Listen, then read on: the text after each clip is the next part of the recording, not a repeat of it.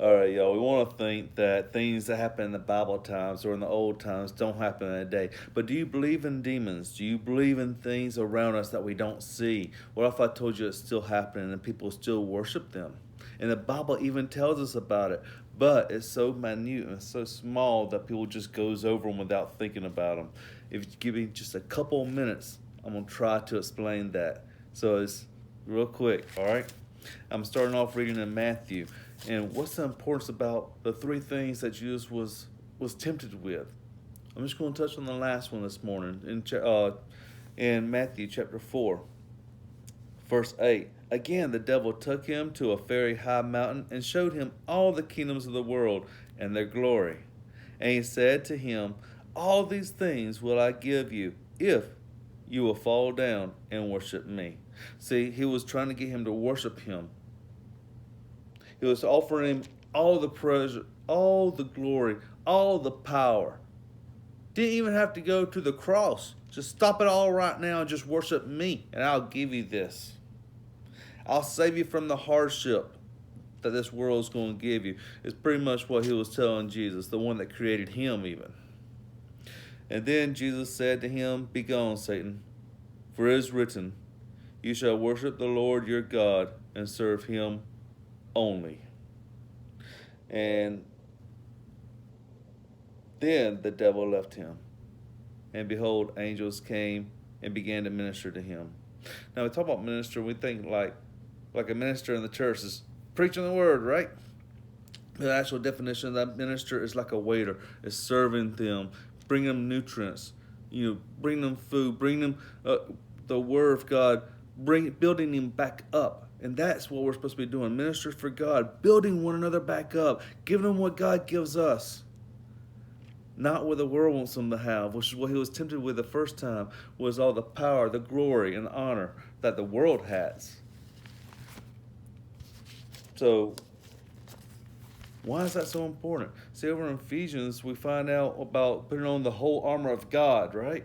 And we want to look at all these different things, the helmet, the shield, and all. But what does it mean? What was the special verse in there? Ephesians 6, verse 12, for our struggle is not against flesh and blood. See, we think about the armor, we think about going to war, fighting other people. We see everything happening, we think, oh, look at these evil people. No, it's not evil people. It says right here, for our struggle is not against flesh and blood, but against the rulers, against the powers, against the world forces of this darkness, against the spiritual forces of wickedness in the heavenly places. It's a spiritual battle that we're against. And the only way you can fight a spiritual battle is to be spiritually fit. And that comes through prayer, that comes through fasting, that comes through seeking God, seeking the one that created all these things. So if you go over to Colossians 1, it tells us about how Jesus created everything, visible and non-visible. Now I talked to you about demons, right? So let's get down to the nitty gritty. What do I mean by the demons? What do I mean by Jesus was facing this, and that they're still happening today? Go with me to 1 Corinthians chapter 10. Like I say always, I implore you, keep everything I say in context. Go and read these scriptures, these chapters, and keep them in context together. This is just one place. Remember 13 says, no temptation is overtaking you but such as is common to man. And God is faithful, who will not allow you to be tempted beyond what you are able, but with the temptation will provide the way of escape also, that you may be able to endure it. Sometimes that way of escape is a phone call. It's someone whispering, hey, you want to come follow me? Or it's a voice inside your head, this isn't right, you need to go. But it doesn't just keep on like, hey, here's a door, here's your escape, here's your flashing sign.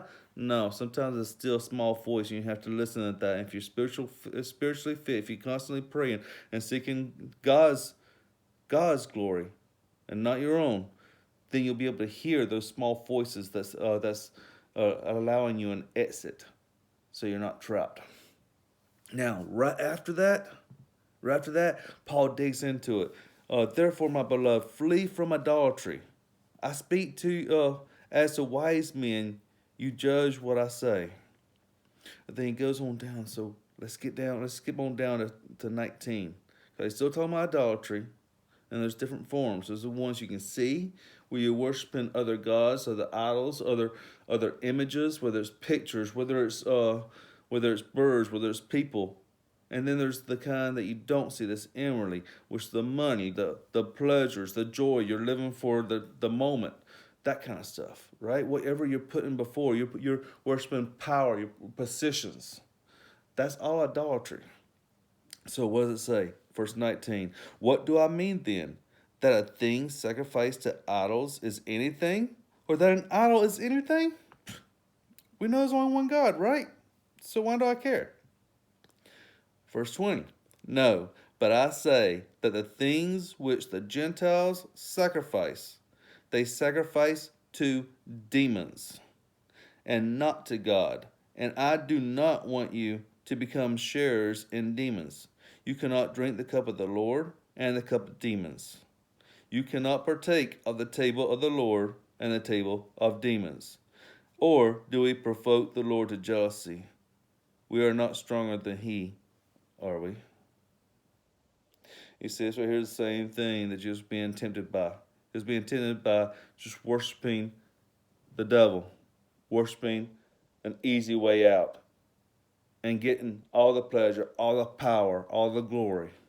We have people all around us that's doing that because they're in a battle also. Every last one of us in a spiritual battle that we can't see.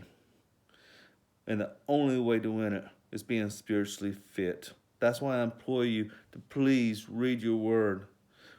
Pray to God that he will give you the understanding that you need for any battles you're about to face, because he knows what they are and he's right there. Now, I told you it talks about demons in other places, right? It also talks about in Revelation the end times, whenever it's talking about the Lord coming back. It's talking about the people still worshiping this gold and idols and stuff. Revelation 9, it talks about the demons being there too. You, like I said, you worship anything other than God, a demon takes its place. That's what it's telling us. Folks, there's been witchcraft and Wiccans and everything else all this time where they would pray to these idols and these beings, and they would see powers and things happening because there are spiritual beings out there all around us. But it comes with a price. My price set me free. The one that saved me is right there ready to save everyone if they'll only believe, only come to him, because he loves us all. So why am I telling you this? Because I don't want you to be deceived. I don't want you to be deceived with the powers and the pleasures of the world. I don't want you to think that the things that this Bible talks about back here was just in medieval times. It's happening today. Don't sacrifice your eternal rest with the Lord for just a fraction of a second of pleasure that comes from this life. It's not worth it. Jesus came, took on this body, felt the same pains that we do: hunger, sorrow, death. And he bore it all to make a way for us so we may be in glory with him. He's right there waiting to help you through whatever struggles you're going through. And there's a lot of them today. And there's not someone in power or authority or anything like that that can make it all go away. But there's one that can carry you through it. There's one that can carry you from this life to the next. He loves you. That's why he came to make a way for you.